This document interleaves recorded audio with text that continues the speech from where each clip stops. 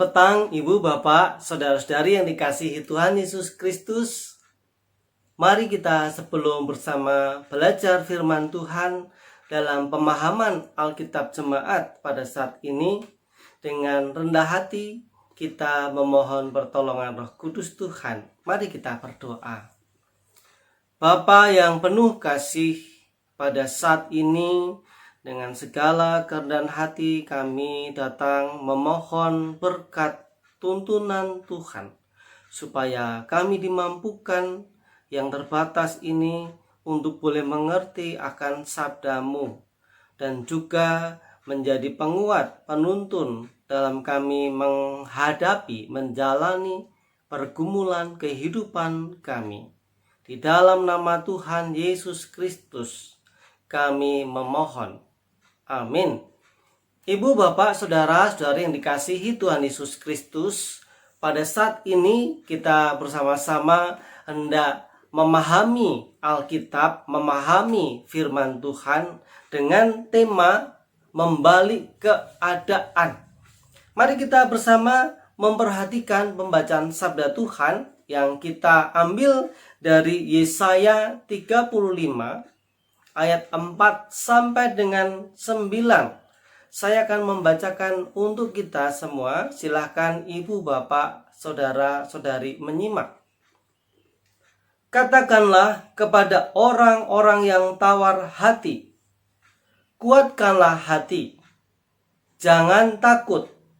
Lihatlah, Allahmu akan datang dengan pembalasan dan dengan ganjaran Allah. Ia sendiri datang menyelamatkan kamu. Pada waktu itu mata orang-orang buta akan dicelikkan, dan telinga orang-orang tuli akan dibuka. Pada waktu itu orang lumpuh akan melompat seperti rusa, dan mulut orang bisu akan bersorak-sorai. Sebab mata air memancar di padang gurun, dan sungai di padang belantara. Tanah pasir yang hangat akan menjadi kolam, dan tanah gersang menjadi sumber-sumber air. Di tempat serigala berbaring akan tumbuh tebu dan pandan. Di situ akan ada jalan raya yang akan disebutkan jalan kudus. Orang yang tidak tahir tidak akan melintasinya, dan orang-orang pandir tidak akan mengembara di atasnya. Di situ tidak akan ada singa, binatang buas tidak akan menjalaninya, dan tidak akan terdapat di sana orang-orang yang diselamatkan akan berjalan di situ. Demikian sabda Tuhan. Berbahagia kita yang mendengar dan yang memelihara sabda Tuhan dalam hidup kita hari lepas hari.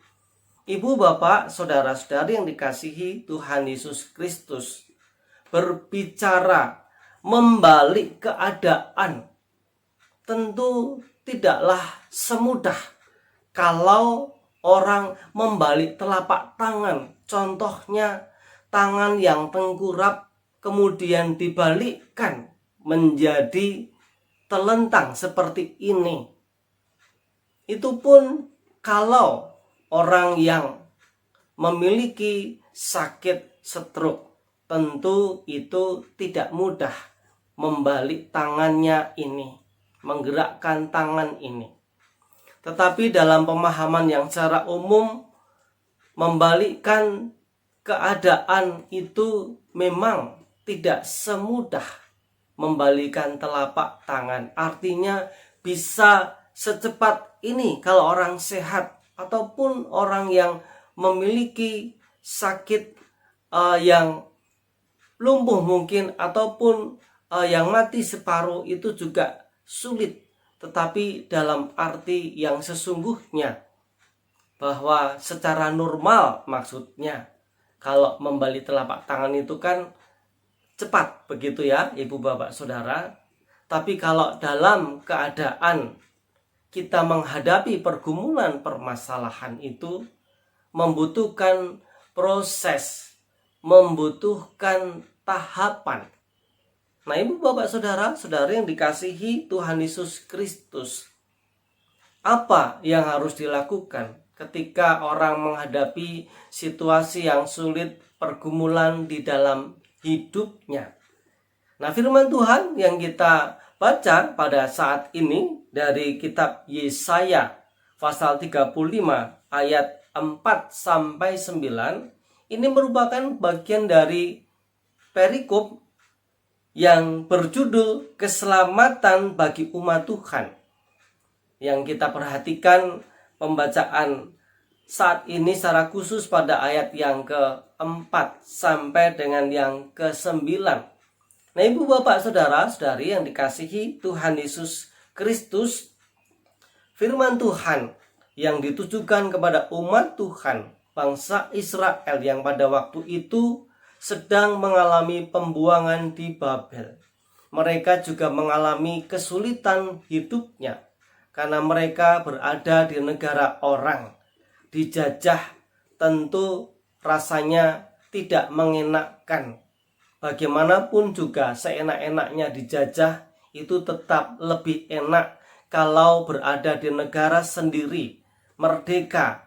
Mereka tidak dimanfaatkan, mereka tidak diperas, mereka tidak susah karena berada di bawah pengawasan ataupun kendali penjajah atau orang yang menjajah dirinya. Nah, di sini kita melihat firman Tuhan memberikan penghiburan kepada umat Tuhan. Katakanlah kepada orang-orang yang tawar hati, kuatkanlah hati, jangan takut. Lihatlah, Allahmu akan datang dengan pembalasan, dan dengan ganjaran Allah, Ia sendiri akan menyelamatkan kamu. Jadi bangsa Israel yang dalam kondisi terpuruk, dalam kondisi menghadapi kesulitan permasalahan besar, diberikan Tuhan janji kekuatan melalui nabinya, yaitu Yesaya, yang diminta untuk menyampaikan sabda Tuhan, janji Tuhan kepada umatnya.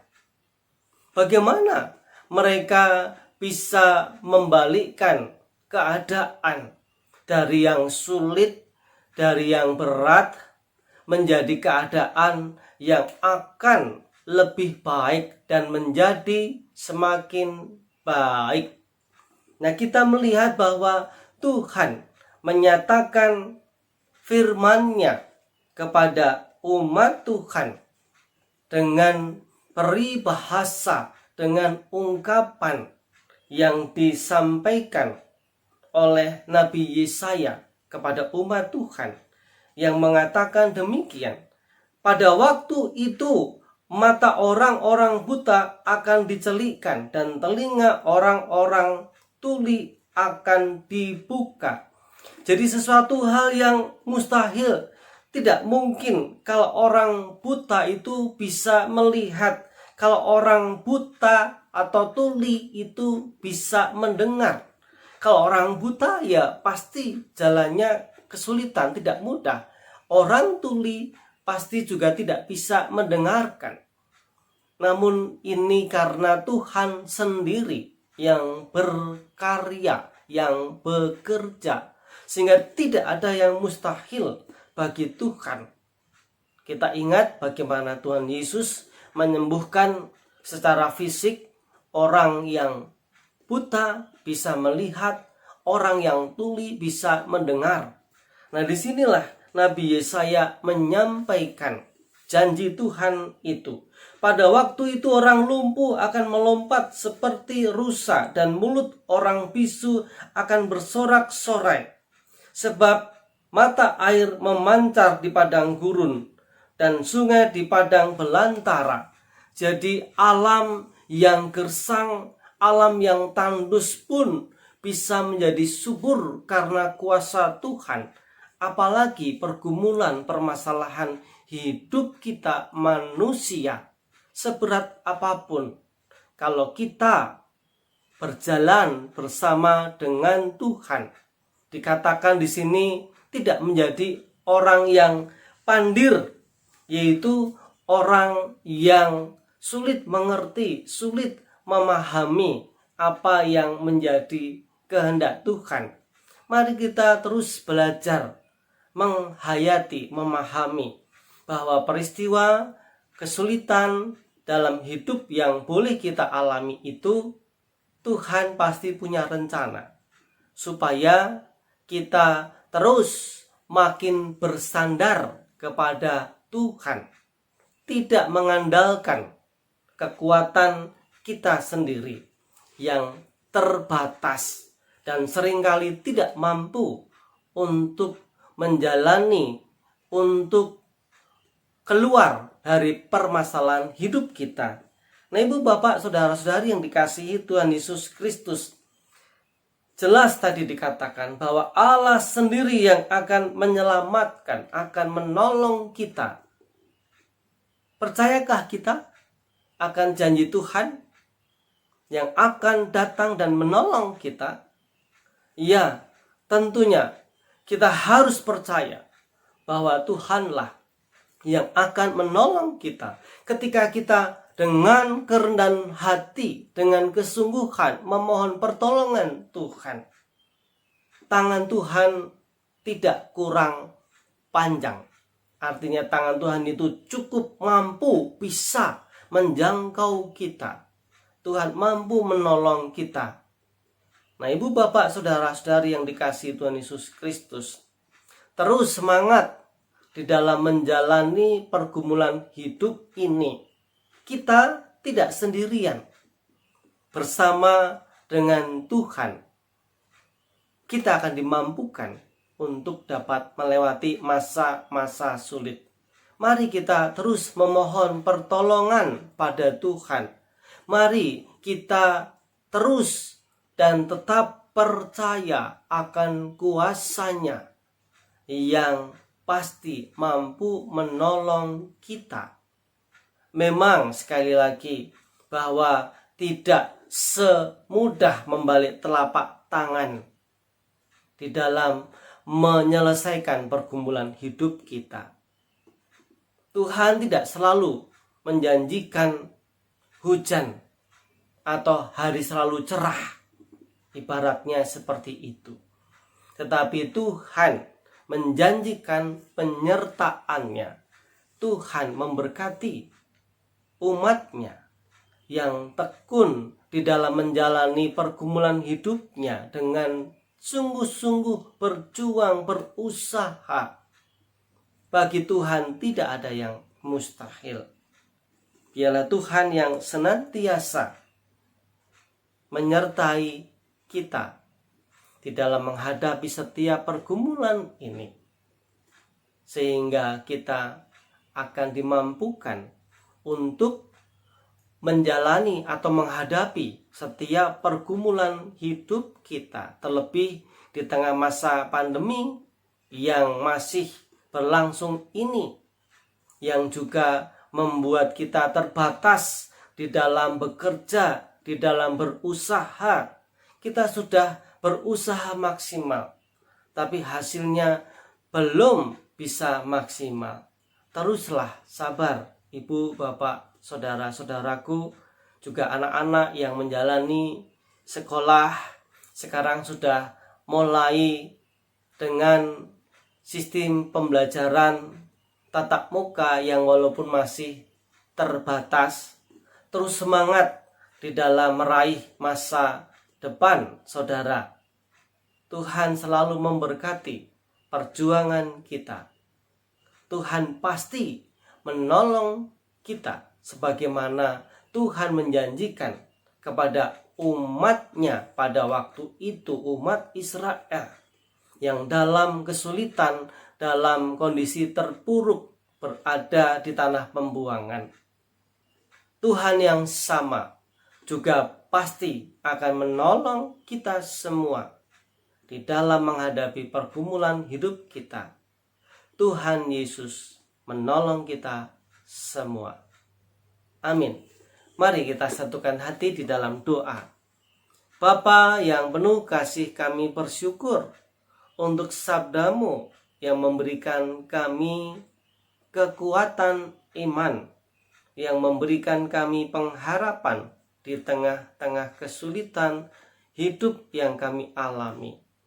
Tuhan, berkati umat-Mu yang mengalami kesulitan ekonomi di tengah-tengah masa pandemi.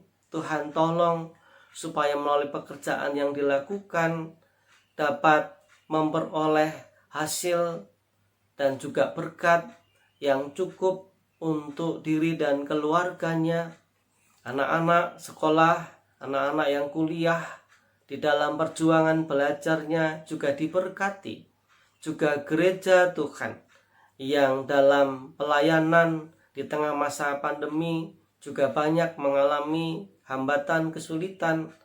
Kami menyerahkan kepada Tuhan dan kami bersyukur kalau di gereja kami sudah boleh melaksanakan dan bisa diadakan ibadah secara onsite atau tatap muka, walaupun masih terbatas usia, terbatas jumlah, terbatas bagi yang sudah mendapatkan vaksin 2 kali. Tuhan yang memberkati agar kami tetap terus semangat di dalam berjuang menghadapi kehidupan ini, agar kami tetap terus semangat di dalam berusaha, tidak pernah menyerah dengan keadaan yang ada, karena kami percaya Tuhan sanggup menolong kami.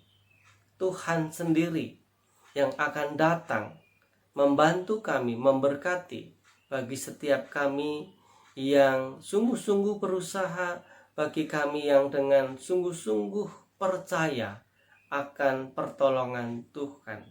Di dalam nama Tuhan Yesus Kristus kami memohon. Amin. Demikian Bapak Ibu Saudara-saudari, pemahaman Alkitab pada saat ini sudah berakhir. Tuhan memberkati kita. Amin.